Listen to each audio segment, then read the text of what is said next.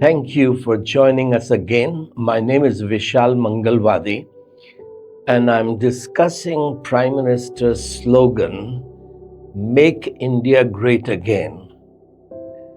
I've already suggested in previous episodes that the idea of a great nation comes from the Bible, although it has come through President Trump and the USA to us. It was God who said to Abraham, "You walk with me, you be my friend.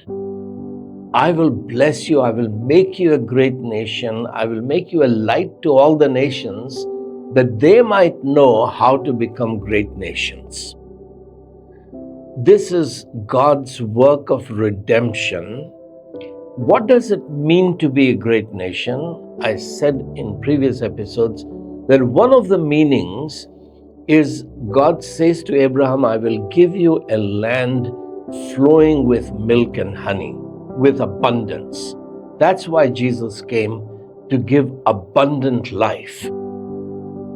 This is what God has already done for India, even though it is a shameful fact that 80 crores or so of people are living on government subsidy of 5 kilos of wheat or rice a month. Which is shameful that people cannot afford to buy their own food. But India already had an agricultural revolution, a green revolution. In 1970, Norman Borlaug, an American agronomist, was given the Nobel Prize for Green Revolution.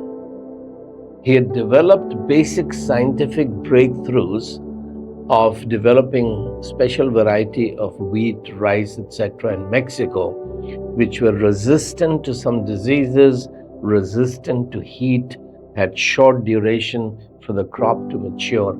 He brought that technology and the seed into India and changed some of the socialist policies that Pandit Nehru had imposed upon India, which had kept India poor.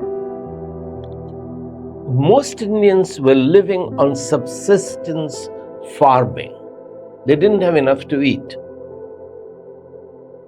If a monsoon failed, we experienced famines, food shortages, starvation, malnourishment. Whereas India had the capacity to produce surplus food. The question is, why didn't an Indian develop those varieties of wheat, rice, dal, staple food that an American agronomist had to come and develop and teach us how to do it? This is because Indian religious tradition was developing advanced or complex philosophical systems, meditation techniques, elaborate rituals to bring rain and have good food production. But we were not developing scientific mind. The people who were actually engaged in food production, the backward caste, the scheduled caste who were landless laborers on the farm, they were not given the privilege to cultivate their minds, to have scientific, technological innovations. The people, the upper castes who were developing their minds, they had no interest in working with their hands. It was below the dignity of their caste to do manual work, to do agricultural work. For some years, I was a professor in an agricultural university in North India. And many of the upper caste students who came to become students in our agricultural university, they were never interested in actually working with their hands to change the agriculture. Their interest was to get a bureaucratic job, a government job in the Ministry of Agriculture, whether at the federal level or the state level. Even if they became chaprasi there, they didn't want to work with their hands. This problem of looking down upon manual work. This had to be changed. In the West, the scientific innovation happens. Actually, I mentioned that the first British missionary who founded a missionary organization was William Carey, a cobbler in England, who comes here to establish a university, Sirampur University in Bengali.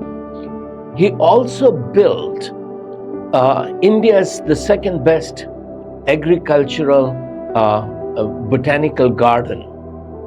He taught botany, he taught forestry. His plant collection became very famous because he was studying the plants and the crops. Now he's the one, William Carey is the first person in 1820 who established Agri-Horticultural Society in Calcutta. If you go to the Agri-Horticultural Society, his marble bust will greet you. If you go into the reception and ask them to show you the original minutes of the society, they are all written in William Carey's handwriting. He is what I call the father of modern India, although Indians don't acknowledge him, but he is the father of modern India. So he's begun this in 1820.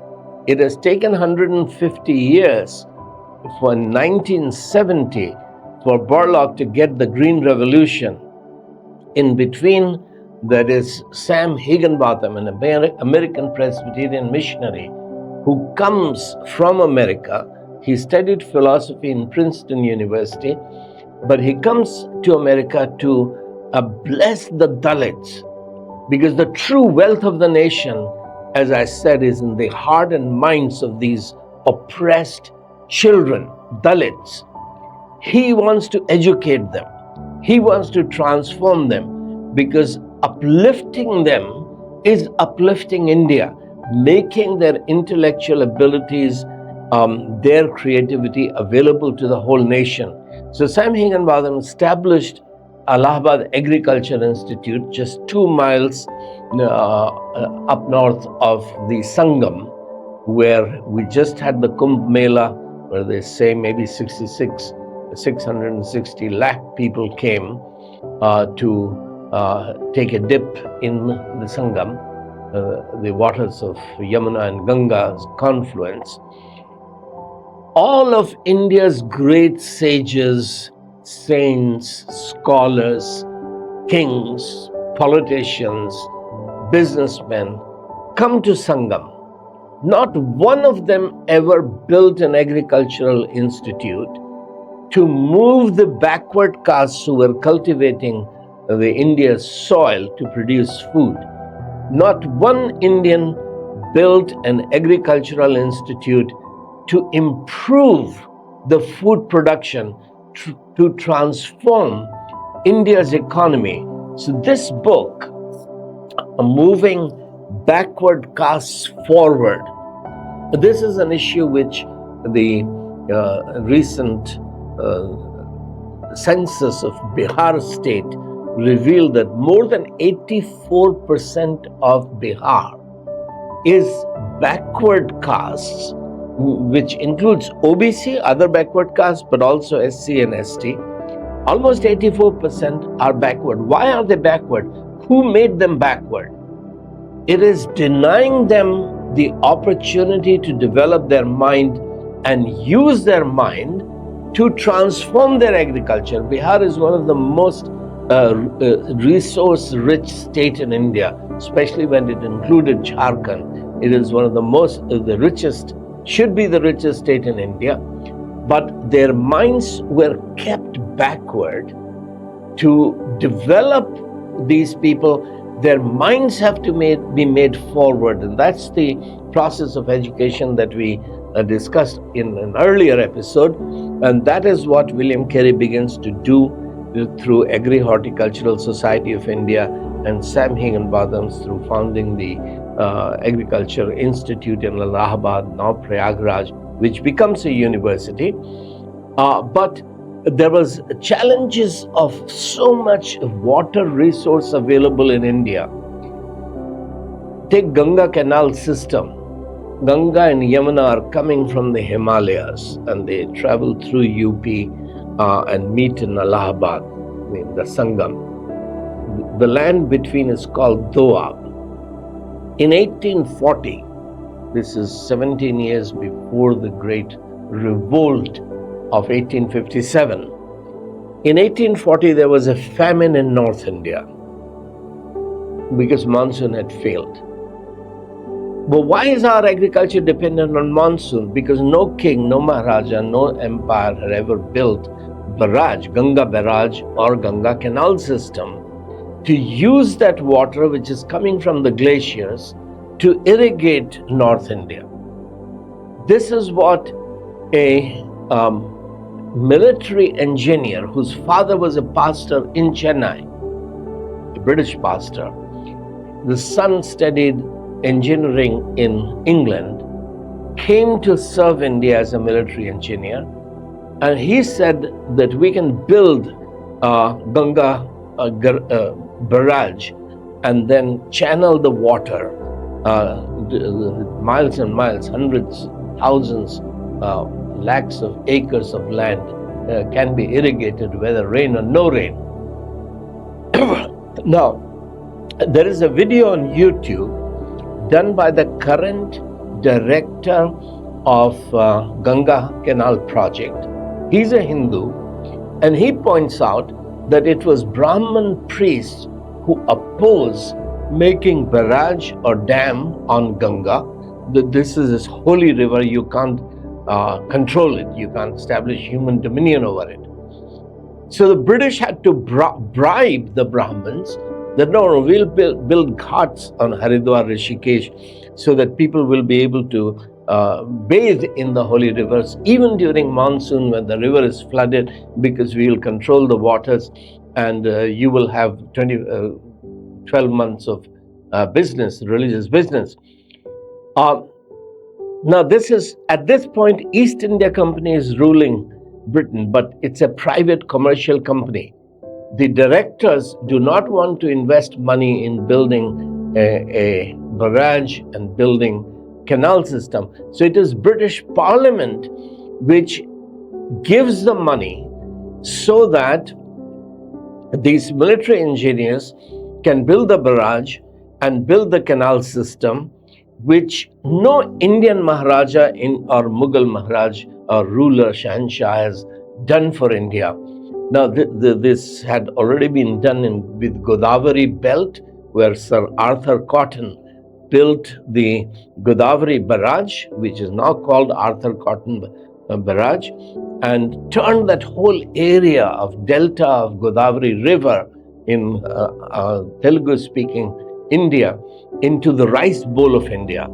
The other evangelical engineers who came, they were sons of pastors who came from England as military engineers. They built the 5 rivers, which is Punjab is a land of 5 rivers, which they turned the irrigation system, which has made Punjab the wheat bowl of India. Part of it went into Pakistan. But this entire agricultural transformation of India, I've discussed that in a chapter in this book, The Bible and the Making of Modern India, that make India great again. If you have 80 crores of India who are people who need government free food from the government, if India ranks number 105 out of 127 nations in hunger index of the world, Modi ji is right. We need to make India great again. This means economic transformation. This means moving backward castes forward. How can the church, which has already played this role in transforming Indian agriculture and economy, I can talk about animal husbandry, but now is not the time. And the economic transformation of India, it's not just serving the interest of handful of multi-billionaires. India does need big billionaires. But if government's energy is focused in making the rich richer, the church needs to get involved. And in my books, I'm explaining what the church can do to bring this transformation from the grassroots, that India will become a land flowing with milk and honey. Jesus came to give abundant life, and it is the church's responsibility to make India great again, to complete the mission which the foreign missionaries had begun. Now the Indian church needs to take on that responsibility. So thank you for listening to this series, and I will continue it in a few more episodes. Thank you. But to get into the details, you need to get some of these books and read them.